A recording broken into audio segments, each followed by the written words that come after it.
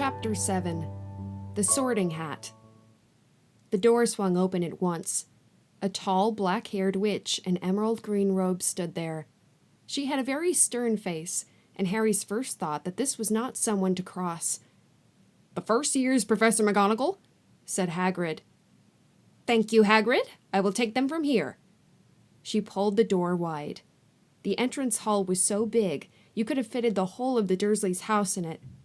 The stone walls were lit with flaming torches, like the ones at Gringotts. The ceiling was too high to make out, and a magnificent marble staircase facing them led to the upper floors. They followed Professor McGonagall across the flagged stone floor. Harry could hear the drone of hundreds of voices from a doorway to the right. The rest of the school must already be here, but Professor McGonagall showed the first years into a small empty chamber off the hall. They crowded in, standing rather closer together than they would usually have done, peering about nervously. "Welcome to Hogwarts," said Professor McGonagall. "The start of term banquet will begin shortly, but before you take your seats in the Great Hall, you will be sorted into your houses. The sorting hat is a very important ceremony because while you are here, your house will be something like your family within Hogwarts. You will have classes with the rest of your house, sleep in your house dormitory, and spend free time in your house common room. The 4 houses are called Gryffindor, Hufflepuff, Ravenclaw, and Slytherin.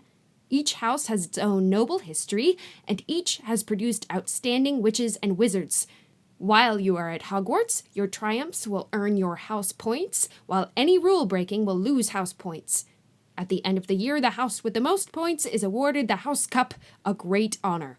I hope each of you will be a credit to whichever house becomes yours. The sorting ceremony will take place in a few minutes in front of the rest of the school. I suggest you all smarten yourselves up as much as you can while you are waiting." Her eyes lingered for a moment on Neville's cloak, which was fastened under his left ear, and on Ron's smudged nose. Harry nervously tried to flatten his hair. "I shall return when we are ready for you," said Professor McGonagall. "Please wait quietly."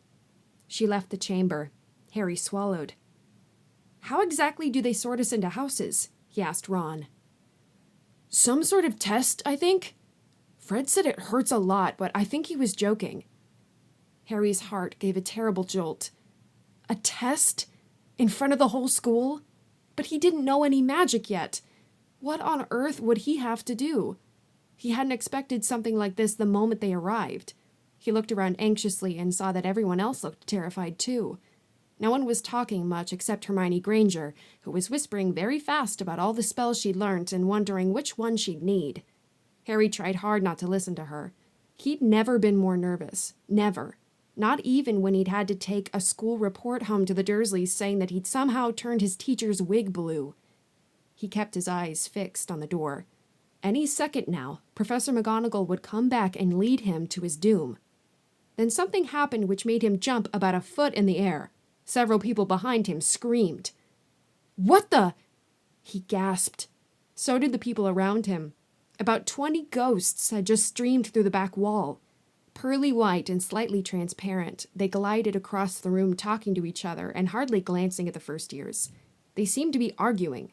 What looked like a fat little monk was saying, "Forgive and forget, I say. We ought to give him a second chance." "My dear Friar, haven't we given Peeves all the chances he deserves? He gives us all a bad name, and you know, he's not really even a ghost. I say, what are you all doing here?" A ghost wearing a ruff and tights had suddenly noticed the first years. Nobody answered. "New students," said the fat friar, smiling around at them. "About to be sorted, I suppose." A few people nodded mutely. "Hope to see you in Hufflepuff," said the friar. "My old house, you know." "Move along now," said a sharp voice.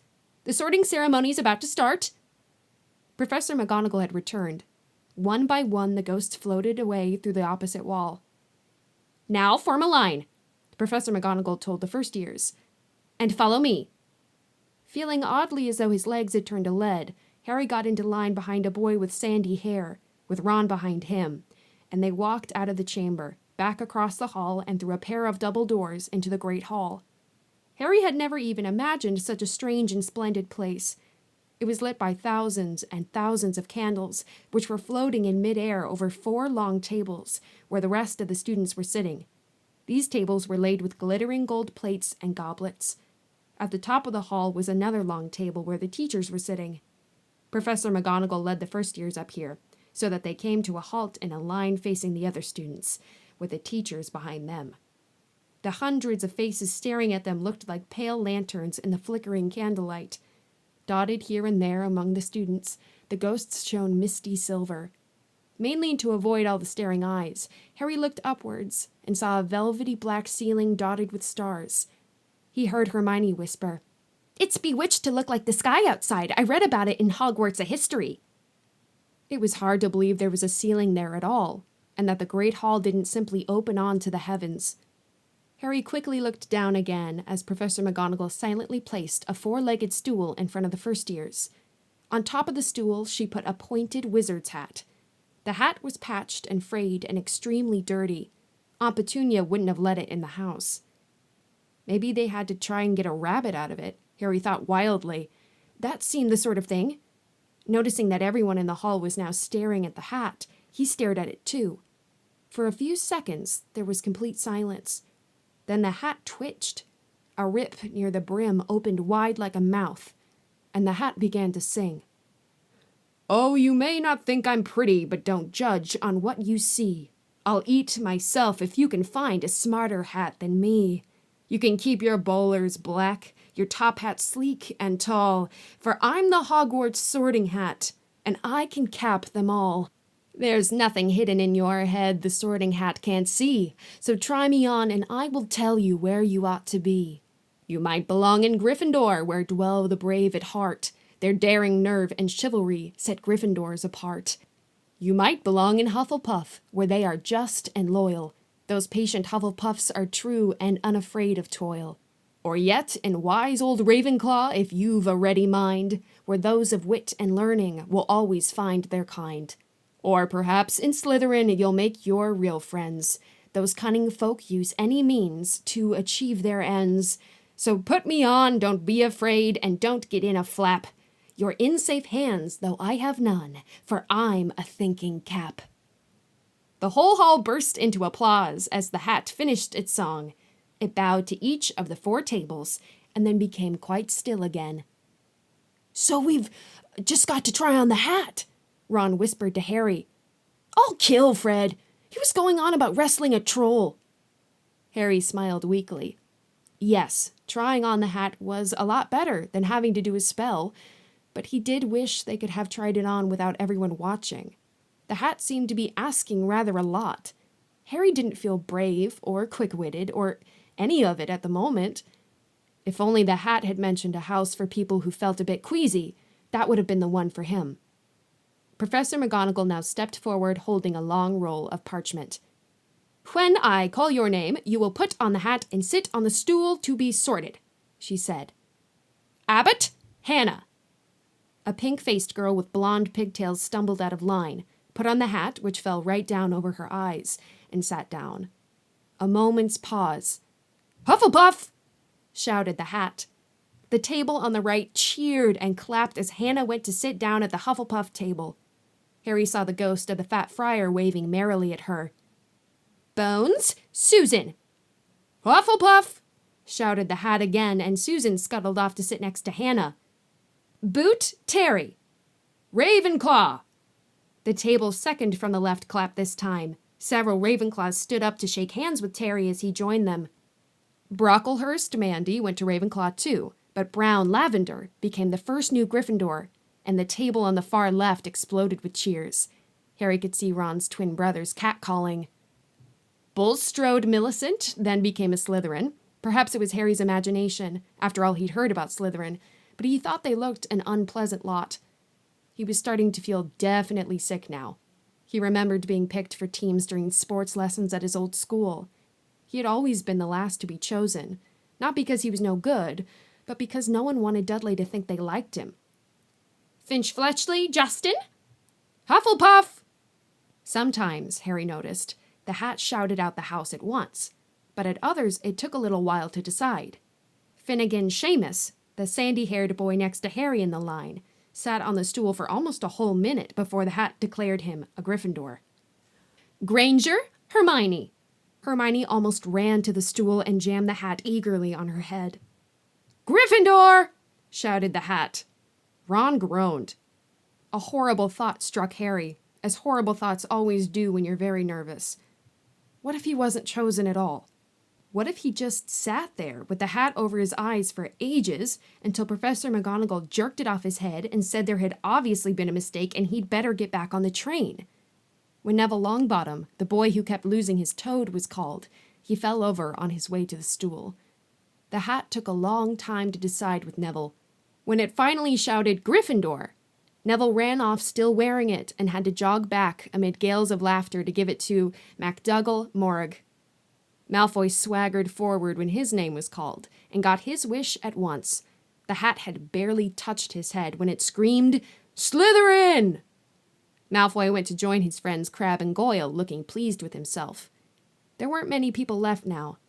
Moon, Knott, Parkinson, then a pair of twin girls, Patil and Patil, then Perks, Sally Ann, and then at last, Potter, Harry.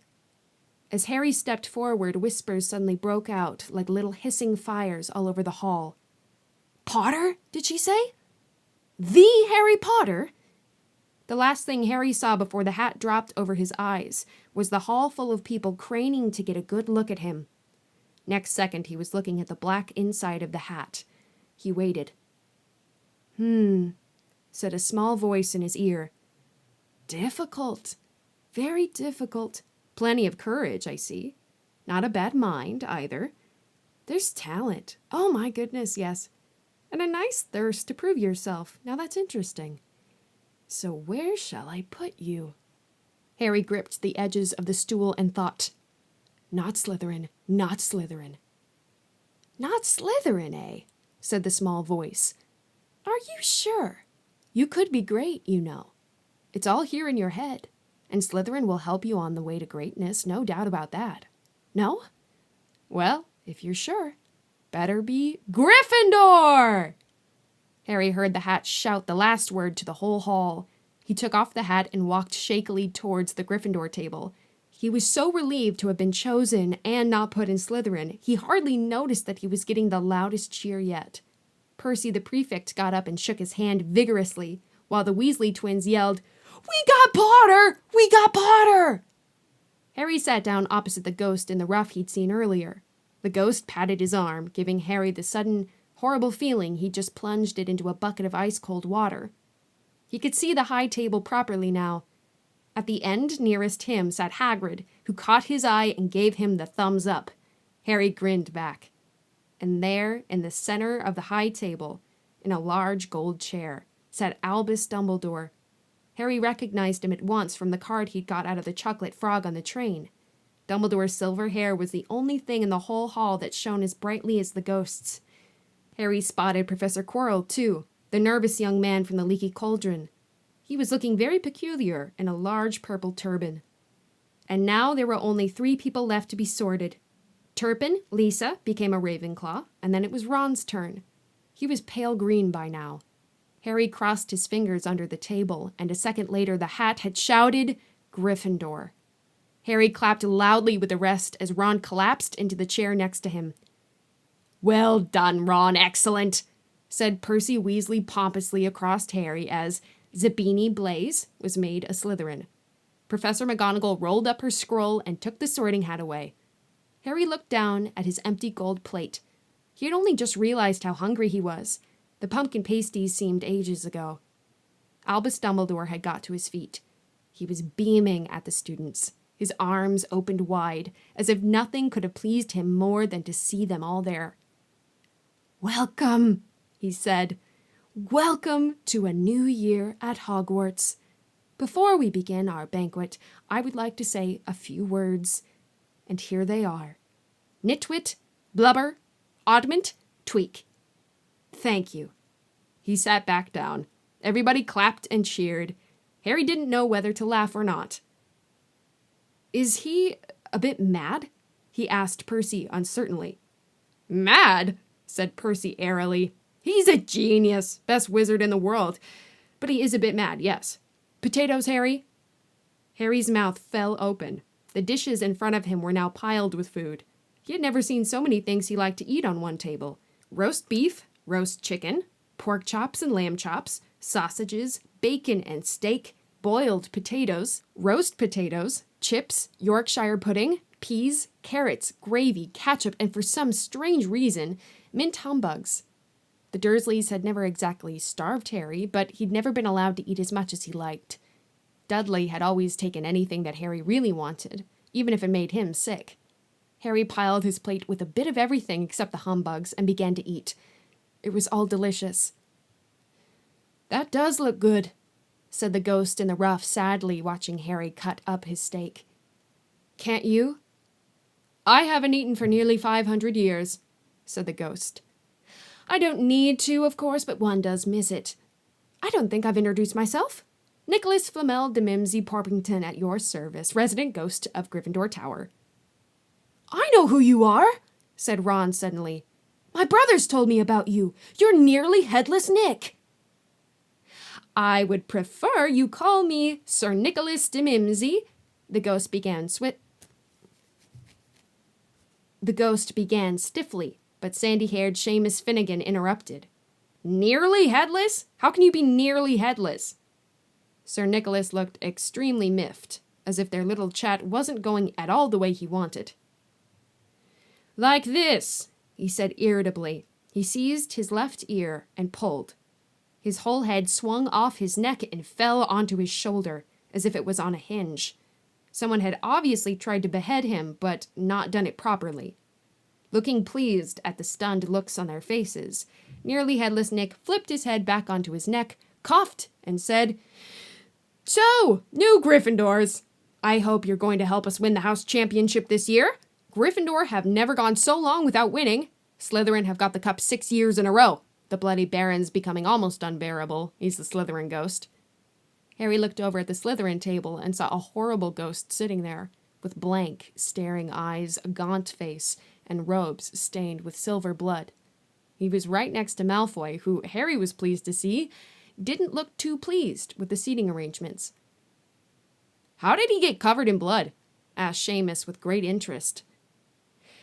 "I've never asked," said nearly headless Nick delicately.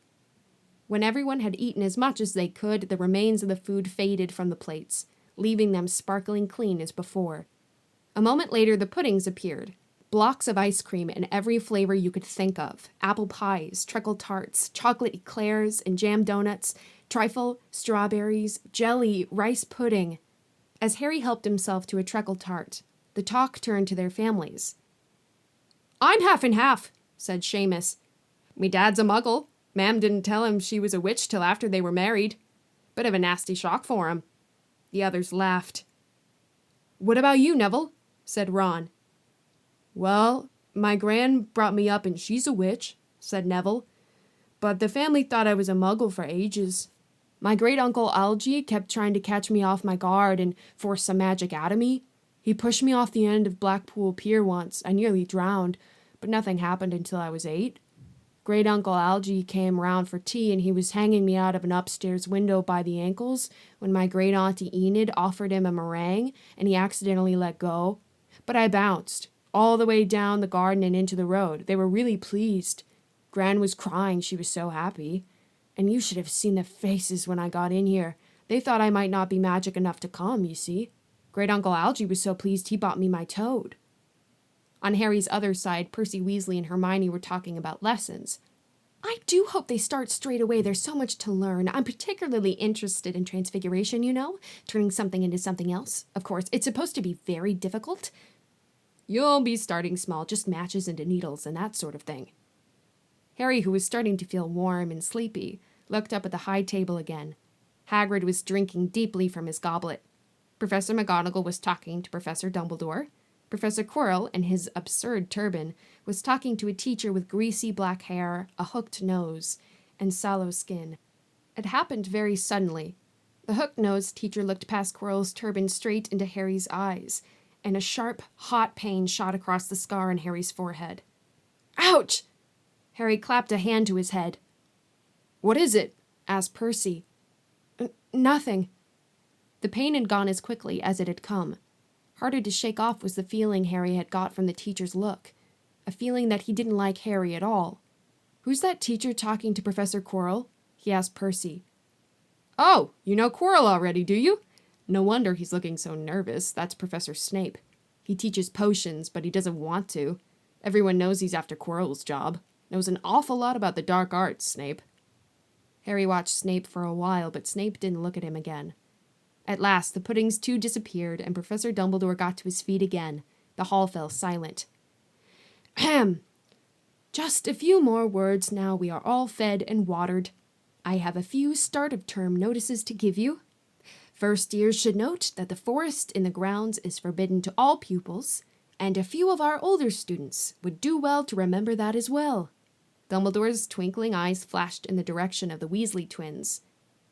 "I have also been asked by Mr. Filch, the caretaker, to remind you that no magic should be used between classes in the corridors. Quidditch trials will be held in the second week of term. Anyone interested in playing for their house teams should contact Madam Hooch. And finally, I must tell you that this year, the third-floor corridor on the right-hand side is out of bounds to everyone who does not wish to die a very painful death." Harry laughed, but he was one of the few who did.